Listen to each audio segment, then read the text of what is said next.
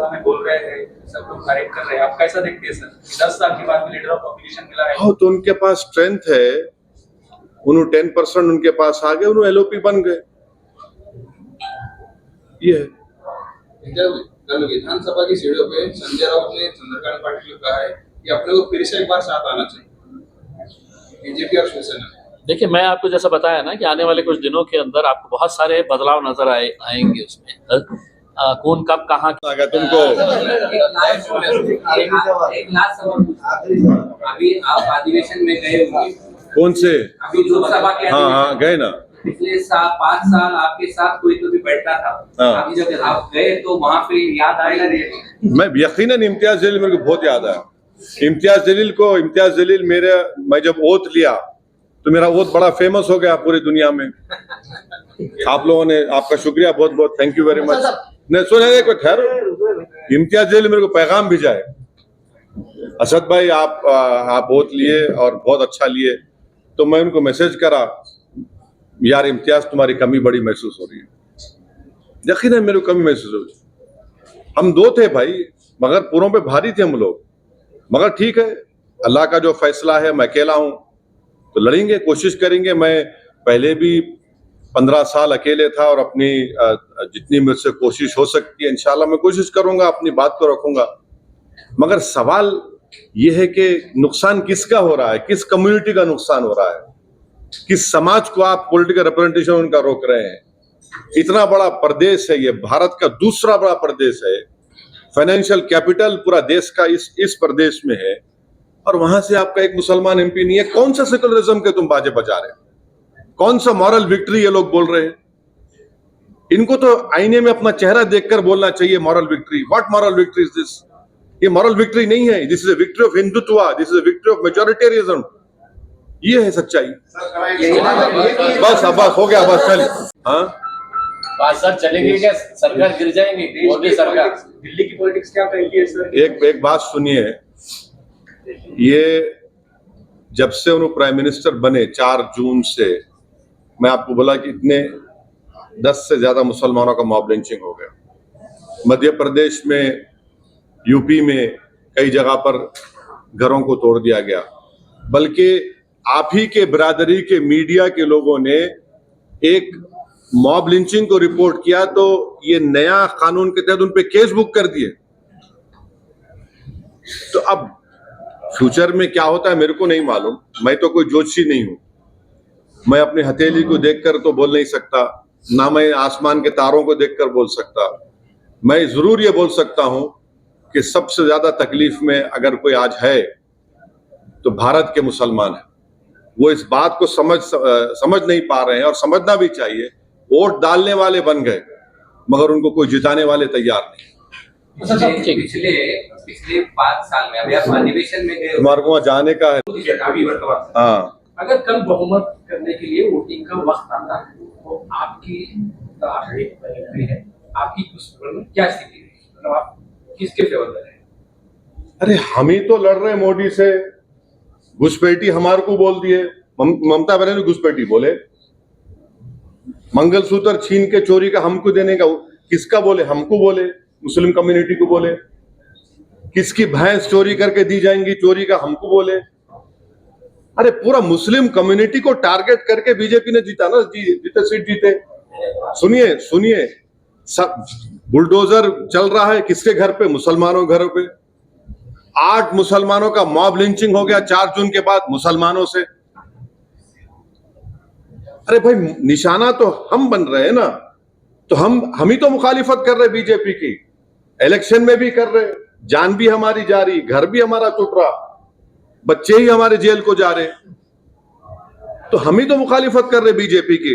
Honestly अगर देखा जाए, जो CSDS का डेटा है वो डेटा ये बताता है कि मुसलमान जो वोट बीजेपी को दिए थे 2014, 19 और 24 में, मोर और less it was the same. दूसरी कम्युनिटीज का बड़ा थोड़ा कम हुआ।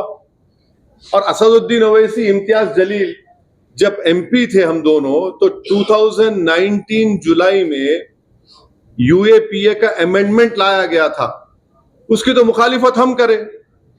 कांग्रेस पार्टी साथ दी ना उसका। आप लोग क्यों नहीं आप लोग ये पूछते नहीं उन लोगों से? आपको पूछना चाहिए कांग्रेस पार्टी से, एनसीपी से पूछना चाहिए कि आपने यूएपीए क्यों सपोर्ट किया, जिसकी वजह से स्टैन स्वामी एक 85 ईयर बूढ़ा मर गया जेल में, भीमा कोरेगांव के लोग जेल में रहे, बच्चे जेल में आज भी। आप हम ही तो अपोज कर रहे, पार्लियामेंट में हम लोग हमेशा अपोज करें, और अगर कल ऐसा जरूरत पड़ेगी यकीनन हम बीजेपी के खिलाफ वोट देंगे, मगर हर चीज पे टारगेट तो हम है ना, नुकसान तो हमारा हो रहा। हमारी पार्लियामेंट में हमारी मेंबरशिप रिप्रेजेंटेशन 4% है, अपर कास्ट का ओबीसी का बराबर हो गया, जेलों में सबसे ज्यादा मुसलमान, दलित, आदिवासी है, घर सबसे ज्यादा बुलडोजर से तोड़े जा रहे हमारे मुसलमानों के, लव जिहाद हमारे पे इल्जाम, तो हर चीज का हम पे सवाल भी हमसे होता है। मर्रो मैं और मेरे को बोलेंगे तुम उनका साथ देंगे नहीं देंगे, अरे भाई आप ये तो सवाल कम से कम हकायक को देखकर तो करो ना। नहीं हाँ मैं बोल दिया आपका, आप क्यों आ रहा है आप लोग, इम्तियाज जलील क्यों आ रहा है ये पूछना चाहिए लोगों को। एक एमपी था मुस्लिम, आप हराए उसको। सर असेंबली में 210 सीटें हैं, तो 288 सीटें हैं आप कितनी सीटें हैं? इम्तियाज साहब बोल, एक मिनट, महाविकास आघाड़ी के कितने सीट गिराने का टारगेट? हाँ महाविकास आघाड़ी की सीट कितने गिराना है, क्या प्लान है आपका? पूरे 48 लोकसभा सीट में एक मर्द खड़ा हुआ था जिसका नाम इम्तियाज जलील था, पूरे मिलके उसको हराने पे लग गए। हाँ सुनिए, एक मिनट ठहरिए, आप गिराने की बात कर रहे हैं, इम्तियाज जलील गिराने में सबका हाथ है, कोई सामने से हमला करा, कोई पीछे से करा, कोई साइड से करा, वो सब महाराष्ट्र की जनता देख चुकी है। सुनिए सुनिए सुनिए सुनिए, आपका सवाल हो गया, जवाब सुनो। अब आप, हम एक पॉलिटिकल पार्टी है, हम लड़ते हैं, हम जीतने के लिए लड़ते, किसी को हराने के लिए, गिराने के लिए नहीं।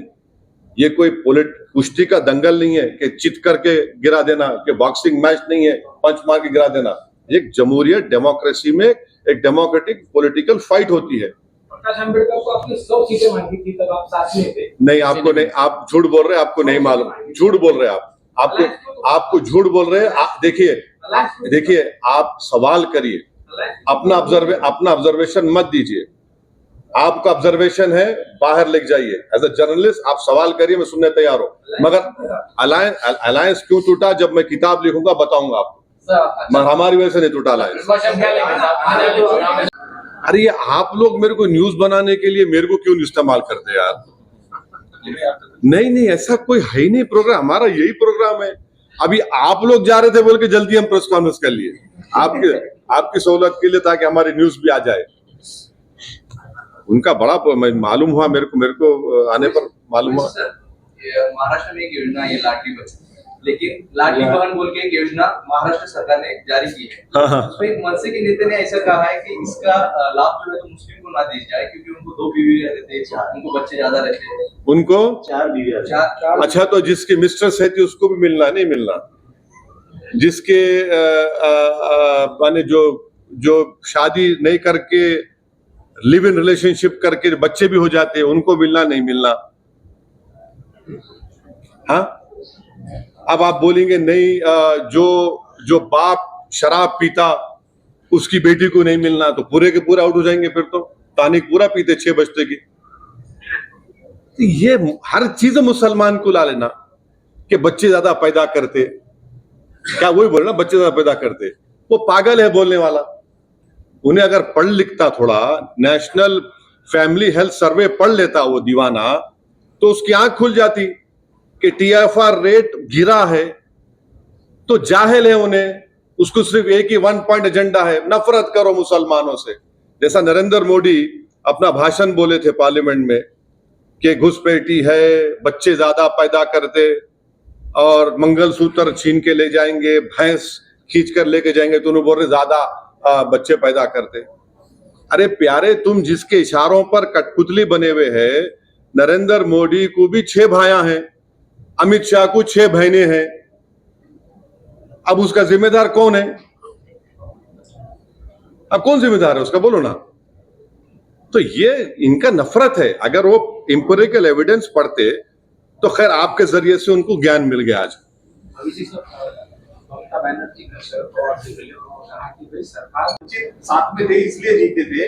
नहीं, आपका ये सवाल है, ये आपका ये मानना है। नहीं, देखिए, अगर आप जर्नलिस्ट है तो अपने ऑब्जर्वेशंस आप अपने तक रखिए, आप सवाल करिए मेरे से। ये आपका ऑब्जर्वेशन हो सकता है, मैं डिसएग्री करता हूँ उसको। ओवैसी साहब, आपने पूरे वंचित की वजह से जीते थे, इस शहर में साथ की वजह से जितने आपने भाषण किए थे उतने हमने पूरे सुने हैं। हाँ। इस लोकसभा चुनाव में आपने कहा था कि जो भी गलतियां हुए हैं वो छोड़ दो और इकट्ठा आके इम्तियाज जलील को जिताओ। लेकिन इस बार ऐसा हुआ है कि जो मुस्लिम बहुल भाग है, जिसमें पूर्व मतदार संघ है और मध्य मतदार संघ है, वहां भी आपको लीड नहीं मिली जितनी पिछले साल की, मतलब पिछले इलेक्शन में थी। ऐसा नहीं, महाराष्ट्र में मुस्लिम उम्मीदवार है, मैं बता रहा हूँ, मुस्लिम उनके साथ क्यों नहीं रहे? नहीं, ऐसा नहीं है। ऐसा नहीं है। मेजॉरिटी वोट मिला हमारे, मगर हर जगह पर आप देखेंगे कि गद्दार रहते हैं। मीर जाफर, मीर सादिक तो हर जगह पर है। तो मीर जाफर, मीर सादिक को तो लोग जान चुके हैं ना। ये मीर जाफर, मीर सादिक तो हर जगह है। और मीर जाफर, मीर सादिक को तकलीफ इस बात की रहती है कि भाई ये नहीं जीतना चाहिए। और ये मीर जाफर, मीर सादिक जो है, ये हर पार्टी के जर खरीद गुलाम है जो अपना काम करते रहते हैं। ये लोग पार्टी में भी है आपके? हाँ, ये लोग आपकी पार्टी में भी है? नहीं, और उनके ऊपर कुछ कार्रवाई हो? देखिए, ये औरंगाबाद की जनता जानती है इन लोगों को, आप भी जानते हैं, दुनिया जानती है, और इंशाल्लाह इनको सबक मिलेगा।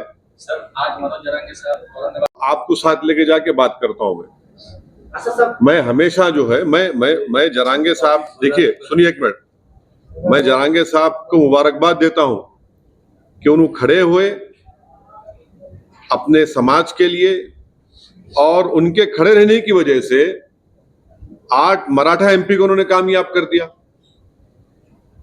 बीड़ से उन्होंने पंकजा मुंडे को शिकस्त हो गई। तो ये उनकी कामयाबी है। ये मगर कामयाबी जहां उनकी हो रही है, जो मुस्लिम समाज की कामयाबी क्यों नहीं हो रही है? और ऐसा ही हमको लड़ना है मुस्लिम समाज को भी अपने राइट्स के लिए, और इंशाल्लाह हम वो कोशिश कर रहे हैं और करेंगे। दूसरी पार्टियां तो सिर्फ मुस्लिम, दूसरी पार्टीज तो सिर्फ मुस्लिम वोट को लेना चाहती है, कैंडिडेट नहीं दे सकते। तो इम्तियाज साहब ने सही कहा, आज आपके महाराष्ट्र काउंसिल में ना, काउंसिल में तो कोई नहीं है मुसलमान। तो ये महाराष्ट्र के 11% मुसलमानों के लिए एक बहुत ही तकलीफदेह बात है। अगर उनकी तरफ से कोई बातचीत होती है, हम बराबर बात करेंगे। वैसा हम अपने दरवाजे बंद नहीं करें। आप बोलो भाई, सच्चा वैसा बोल क्या है? औरंगाबाद की सीट हमारे इम्तियाज जलील साहब कराने में एमआईएम का काफी बड़ा हाथ है। हाँ, एमआईएम का हाथ है। एमआईएम का हाथ है, अच्छी बात। तीसरा सवाल बोलिए। जो आप बोल रहे हो 2014-15 का है, वो कांग्रेस गवर्नमेंट जो है जाते जाते वो उसको इशू कर दिए जीआर को। वो हाई कोर्ट में चैलेंज हुआ था, तो हाई कोर्ट का जजमेंट इतना वो चल रहा जरूर, मगर जो मराठा समाज आज खड़े होकर अपने हक के लिए लड़ रहा है, मैं उनको मुबारकबाद देता हूं। और महाराष्ट्र के मुसलमानों को भी इनको देखना चाहिए और इनसे हमको सीखना चाहिए। लोकसभा चुनाव में बहुत सारे मतदार संघ में मुस्लिम फिर से एक बार कांग्रेस के सामने खड़ा होता है नजर आए। विधानसभा आपकी पार्टी नहीं, मैं वही तो आपको कह रहा हूं कि हम वही तो कह रहा हूं कि हम वोट डालने वाले बन गए, सिर्फ वोट लेने वाले नहीं बन रहे हम। और इसी वजह से पॉलिटिकल पार्टीज जो है मुसलमान को ना टिकट देते। पूरे महाराष्ट्र में इंडिया अलायंस ने एक भी मुसलमान टिकट नहीं दिया। खैर, नरेंद्र मोदी तो बोल दिए हमको, हम घुसपैठी है, तो कहां घुसपैठी टिकट देंगे वो। तो हम तो सिर्फ वोट डालने वाले बन गए, और एक कैंडिडेट था, पूरे मिलके उसको हराने पे बैठ गए। तो ये औरंगाबाद से जो वर्डिक्ट गया है, ये MIM पार्टी नहीं जीती मत समझिए, बल्कि महाराष्ट्र का एक एक मुसलमान ये कह रहा है कि भाई तो हमारी आवाज थी इम्तियाज जलील। इम्तियाज जलील हमारी एक पॉलिटिकल एक शख्सियत थी जिसको सब ने मिलकर हराया। आज इलेक्शन तो हो गया मगर सब जगह से तकलीफ यही है कि भाई हमने आपको परभनी में वोट दिया, हमने आपको नांदेड़ में वोट दिया, हमने आपको धुलिया में वोट दिया, हमने आपको मुंबई में वोट दिया, थाने में दिया, आपको हर जगह दिया, मगर जब इम्तियाज जलील का नाम आ गया सबके सब सुन हो गए। तो ये एक मैसेज है ये। लेकिन पिछली बात तो 29 की वजह से नहीं, हम तो चाह रहे कि मराठा समाज को रिजर्वेशन मिलना चाहिए, हम उसके खिलाफ नहीं है। हम ये भी चाहेंगे कि मुसलमानों, महाराष्ट्र के जो मुसलमानों में जो बैकवर्ड कास्ट है जिनको बॉम्बे हाई कोर्ट ने एजुकेशन में अलाउ किया, तो हम ये चाहेंगे कि उसको कंटिन्यू करें। उसको क्यों नहीं देते आप? भाई एक मेरा सवाल मुझे जवाब मुकम्मल होना दीजिए। और रिजर्वेशन का वो बॉम्बे हाई कोर्ट का जजमेंट है मुसलमानों के फेवर में। एम्प्लॉयमेंट में उन्होंने कहा कि 50% के ऊपर जा रहा है, इसलिए हम नहीं दे सकते। तो आज भी हम इस बात का डिमांड करते हैं कि नरेंद्र मोदी की गवर्नमेंट और मोदी अपने आप को पार्लियामेंट में खड़े होकर सीना पे हाथ मार के बोले बैकवर्ड क्लास का नेता मैं हूं, तो नरेंद्र मोदी अगर वाकई में बैकवर्ड क्लास से मोहब्बत करते हैं, जो इस देश की 50% ज्यादा आबादी है, तो पार्लियामेंट में बिल लेकर आओ। आप 50% की जो लिमिट को ब्रीच करो, पूरे पॉलिटिकल पार्टी सपोर्ट करेंगे उसको। लेकर आइए ना बिल आप। और यकीनन मिलना चाहिए, जहां पर आप हम मराठाओं को मिलना चाहिए वहीं पर मुसलमानों को भी मिलना है। मुसलमान के नहीं, मुसलमान में बैकवर्ड कास्ट है उनको मिलना चाहिए।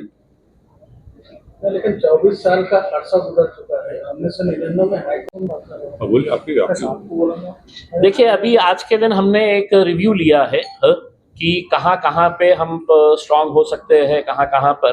तो नंबर्स तो मैं नहीं बता सकूंगा, लेकिन यकीनन हम काफ़ी अच्छी जगहों के ऊपर इलेक्शन लड़ेंगे और बहुत मजबूती के साथ लड़ेंगे। अलायंस करने वाला है। अच्छा, आप लोग वो प्रोग्राम में जाने का भी है, याद रखिए। मेरा प्रॉब्लम नहीं है। याद दिला रहा हूँ, आप बाल याद दिला रहा हूँ। एक आखिरी आपका नहीं, आप ठहरिए, आपको बोलना है।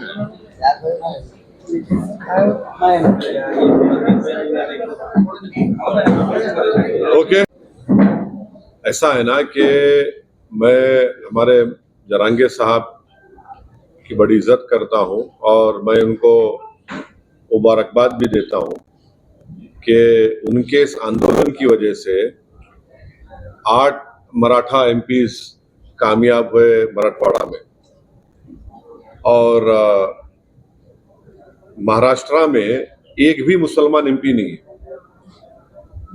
महाराष्ट्र में ओबीसी समाज के एमपी जीत कर आए, मगर एक भी मुसलमान एमपी नहीं जीता। तो ये भारत की जो हमारी जमहूरियत है, हम ये दावा करते कि हमारी जमहूरियत, हमारी लोकशाही जो है वो एक रिप्रेजेंटेटिव फॉर्म ऑफ डेमोक्रेसी है। अब रिप्रेजेंटेटिव फॉर्म ऑफ डेमोक्रेसी में आपका हर समाज का एमपी जीतकर जाता है महाराष्ट्र से, और एक समाज का कोई एमपी नहीं जीतता है तो मुसलमान समाज का है। तो ये बात इन तमाम जिम्मेदारों को सोचने की जरूरत है। और हमारी कोशिश यही है कि जो औरंगाबाद से इम्तियाज जलील साहब को कामयाबी नहीं मिली, इसका ना सिर्फ महाराष्ट्र के पूरे मुस्लिम समाज में एक गम है, गुस्सा है, और वो गम और गुस्सा ये कह रहा है कि भाई हर समाज का आदमी जीत रहा है। हमारा एक एमपी था मुस्लिम समाज का, उसको हराने के लिए सब मिलकर उसको हरा दिए। तो ये सच्चाई है। और भारत की पार्लियामेंट में आज पहली मर्तबा ऐसा हुआ है कि अपर कास्ट और backward OBC, other backward class का रिप्रेजेंटेशन बराबर हो चुका है भारत की पार्लियामेंट में। और किसी समाज का अगर पॉलिटिकल रिप्रेजेंटेशन सिर्फ 4% है, 14% आबादी भारत में मुसलमानों की है और सिर्फ 4% एमपी जीत कर आ रहे, तो ये आखिर ये मुसलमानों से उनको वोट डालने के लिए क्यों पीछे हट रहे? मुसलमान तो झोली भर भर कर वोट डाला ना सबको।